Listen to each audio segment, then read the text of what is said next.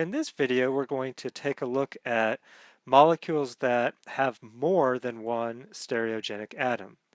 Now, we've already seen that if a molecule has one stereogenic carbon, then it can exist in only two enantiomeric forms, right? There's two stereoisomers. They are enantiomers of one another. When you have more than one stereogenic carbon, the situation becomes a little bit more complex. So, for example, how many stereoisomers are possible for 2,3-dihydroxybutanoic acid? Well, the first thing is, what does 2,3-dihydroxybutanoic acid look like? It's a 4-carbon chain with butanoic acid, right, a carboxylic acid at the end. And on the second and third carbon, there are hydroxy groups, alcohols.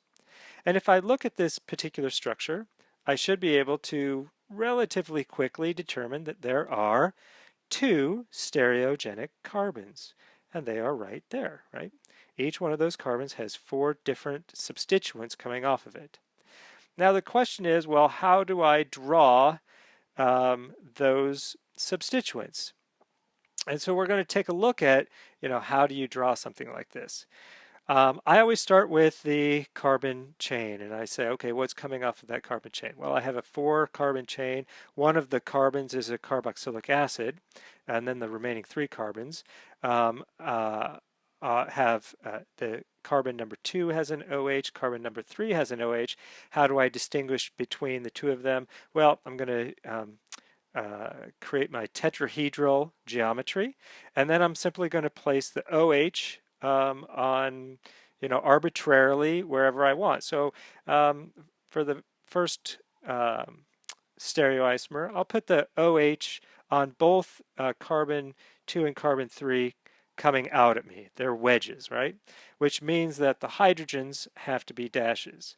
Now, just keep in mind my numbering, the way that I'm numbering, the carboxylic acid takes carbon number 1, so C2, C3, C4. This is where the numbering scheme comes in. And I can assign absolute configurations. So on C2, the OH is first priority, and then my carboxylic acid is the second priority, and then the carbon number 3 with the OH would be the third priority, and obviously the hydrogen going back would be fourth. So I'd be rotating in a counterclockwise manner. That would be S, so 2S, and then the C3 OH would be my number 1, C2 would be number 3, and then the methyl group would be priority number 3. C2 would be number 2, and then the methyl would be priority number 3, and then I get an R configuration. So I get this 2S, 3R configuration. That's the absolute configuration of this particular stereoisomer the way I have it drawn. And of course, I can draw another stereoisomer in which now the two OH groups, so I've drawn basically the same backbone, the same tetrahedral carbons, and now I'm just going to switch the two hydroxy groups. So now they're going behind, and then the hydrogens are going to come out in front of me. And when I do that, the absolute configuration changes, and I see that they are enantiomers of one another. So if I rotate this 180 degrees, actually, from the plane, and the CO2 is on my left-hand side, I would see that they are mirror images of one another. They are enantiomers of one another. And it happens that the easiest way to distinguish enantiomers is to look at the absolute configurations. Notice the absolute configuration of the enantiomer of the first structure is 2R3S. So the absolute configurations at each stereogenic carbon have changed. The 2S became 2R, and the 3R became the 3S. So that is another stereoisomer, and they are enantiomers of one another. But notice I didn't have to switch both of them. I could have just switched one stereogenic carbon at a time. So I can draw another stereoisomer in which Now, only C2, I'm going to switch the OH and the H. And then C3, I'll leave the OH coming out at me as a wedge. And so this is where the hydrogens are. And I can assign absolute configuration. So the 2 is now an R, and the 3 is still an R because I didn't change it relative to my original structure. And of course, I can then switch C3 around where the OH is going behind me, and the C2 stays the same with the OH as a wedge, right? And that's going to be another stereoisomer. Now the question becomes, well, how are these two things related to one another? Um, the 2s3r stereoisomer and the 2r3r stereoisomer are not mirror images of one another, and therefore they're not enantiomers of one another. So we have a different term, a new term, which is called diastereomers. Diastereomers. So anything that is a stereoisomer but is not a mirror image is called a diastereomer. Here's the fourth stereoisomer, right, where I've switched the stereogenic carbon at C3. The OH is now going back. C2, the OH is coming out at me. I see this is 2s3s. So notice the 2s3s and the 2r3r, they have to be enantiomers of one another. So here's the relationship, right? Every stereoisomer has an enantiomer, but it only has one enantiomer. It can only have one mirror image of one another. And therefore, I can think about the relationship between all four of these particular structures. We have the relationship here. They have to be diastereomers because they are not mirror images of one another. Likewise, the relationship between all of the structures that are diagonal to one another are diastereomers of one another. And so the key is to recognize that a stereoisomer only has one enantiomer as a possibility, and then anything else is classified as a diastereomer, right? So let's kind of sum up what we just talked about. There was a lot that we just talked about. First thing to understand is that when you have a molecule with two stereogenic carbons, it can exist in four possible stereoisomeric forms. So notice there were four structures there when you had a molecule with two chirality centers. Each stereoisomer has only one enantiomer. Okay, it can only have one. It can only have one mirror image. I only have one mirror image of me. You only have one mirror image of you, right? So a particular stereoisomer only has one enantiomer of itself. All of the other stereoisomers are called diastereomers. So they have the same connectivity, but the connectivity, the difference is in the spatial orientation of those substituents coming off the ring, right? Now, the interesting thing is that diastereomers can actually have different chemical and physical properties from one another. We saw that enantiomers have the identical physical properties other than the way that they rotate plane polarized light. Diastereomers can have very different chemical and physical properties. The other thing to note is that in general, when you have a molecule that has n stereogenic carbons, in order to figure out how many stereoisomers, you're going to take 2 to the nth power. 2 to the nth power. So when I have 3 stereogenic carbons, there are 8 stereoisomers. 2 to the third is 8 stereoisomers. And so you see that the more stereogenic carbons you have, the more possible stereoisomers that can exist. Now, let's talk about one little caveat, and that is what's called a meso compound. And in order to illustrate a meso compound, We're going to take a look at an example which is 2,3-dibromobutane. So 2,3-dibromobutane looks like this, right?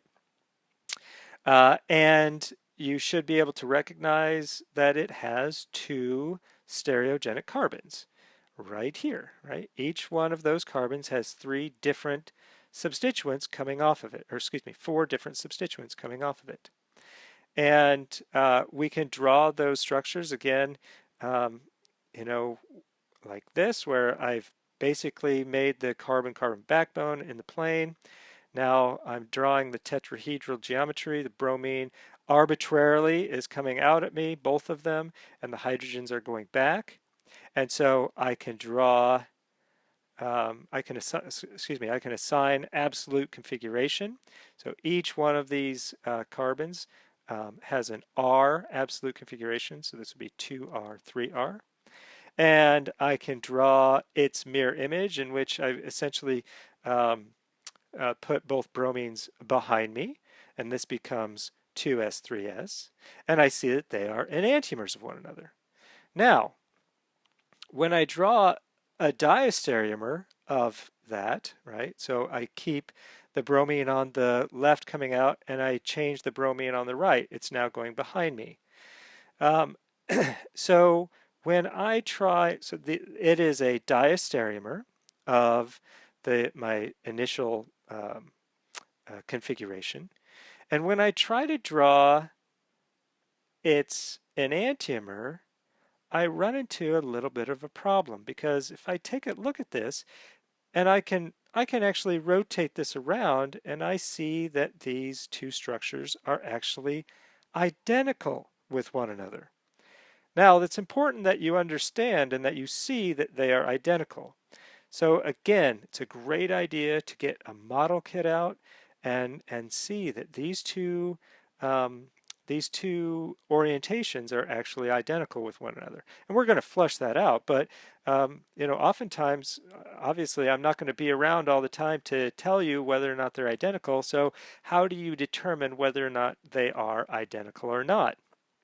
Well, we're going to, I'll kind of go through, give you some ideas of determining that. But when you have a scenario where what you think are enantiomers of one another are actually identical compounds, when this happens, that particular stereoisomer is called a meso compound, So let's redraw one of those structures. And you see that, if you look closely, the molecule actually has a plane of symmetry. Let me demonstrate how you can see that plane of symmetry. What I'm going to do is I'm going to rotate, so we have free rotation about a carbon-carbon bond in this particular example, and I'm going to rotate 180 degrees. What that does is it places the methyl group now still in the plane of the board, but now it's going to be kind of pointing down, and so I haven't changed the carbon on the left. The bromine and the hydrogen have the same orientation. The methyl has the same orientation. What I've done is I've rotated the carbon on the bottom right there. And when I do so, the methyl group is now in the plane. The bromine is now coming out at me, and the hydrogen is going behind me, right? So I'm going to redraw that just to kind of show you the symmetry of this. And I can redraw it like this, right? The methyl groups are in the plane, bromines are coming out at me, hydrogens are going back. This is important to understand, because if I assign absolute configurations, right, the carbon on the right would get an R absolute configuration, the carbon on the left is R, the carbon on the right is S, right? Notice if I simply rotate the molecule 180 degrees, now the two bromines go behind me and the two hydrogens come out at me. Look what happens to the absolute configuration. S and R. Now, a molecule has to be distinguishable, right? I can't have it going from R to an S, how do I differentiate these two? I can't differentiate them. And therefore, in this particular example, uh, there is really no difference between the R and the S. And in reality, you have both of them taking place at the same time. Now, the key is, and I'm going to draw that, one of the isomers again with the bromines coming out at me arbitrarily, but the key is to recognize that there is a plane of symmetry in the molecule. And whenever you have a plane of symmetry in a molecule, regardless of whether or not there are stereogenic carbons, that molecule is achiral. So molecules with a plane of symmetry are achiral. That is an axiom. That is a rule that cannot change. The whole definition of chirality is a molecule that really doesn't have a plane of symmetry. And so you can draw a mirror image that would not be superimposable with itself, right? So whenever you get a molecule that has two or more stereogenic carbons, you always have to look for potential plane of symmetry within the molecule itself. The other thing is that because of that plane of symmetry, meso compounds do not rotate plane polarized light. So we say they are optically inactive, right? They're optically inactive.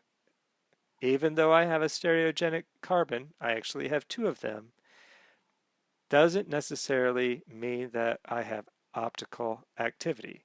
Now, whenever you have a molecule that has only one stereogenic carbon, that means that the molecule in its entirety has to not have symmetry, and so it's going to be chiral, regardless.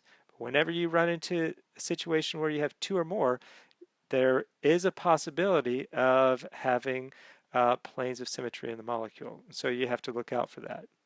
The other thing to notice is that if we now take a look at the stereoisomers of 2,3-dibromobutane, there are only three of them. When you have two chirality centers, or two stereogenic centers, two stereogenic carbons, you have a maximum of 4 possible stereoisomers. If there is a plane of symmetry within one of them, though, it reduces the number of stereoisomers. So in this particular case, I have only three stereoisomers. I have a pair of enantiomers, right? So I have two stereoisomers that are enantiomers of one another, and then I have another stereoisomer that is a meso compound. Now keep in mind the enantiomers, both of them are optically active. So if I had pure samples of one of the two enantiomers, that solution would be optically active. If I had a 50-50 racemic mixture of the two, then that solution would be optically inactive. Also note though that a meso compound is always optically inactive. So there's a lot going on in terms of the stereochemical features of molecules, and hopefully we can get things straight. Make sure you work on looking at the symmetry of a molecule, understanding the stereogenic carbons, how many they are, how do you assign them, how do you assign absolute configurations, but also always look for planes of symmetry. And one thing that is apparent is if you look at the structure above here, both carbons have the same substituents coming off of them. They both have a bromine, they both have a hydrogen, they both have a methyl group, and of course they both have each other attached to one another. And that is really conducive to a plane of symmetry.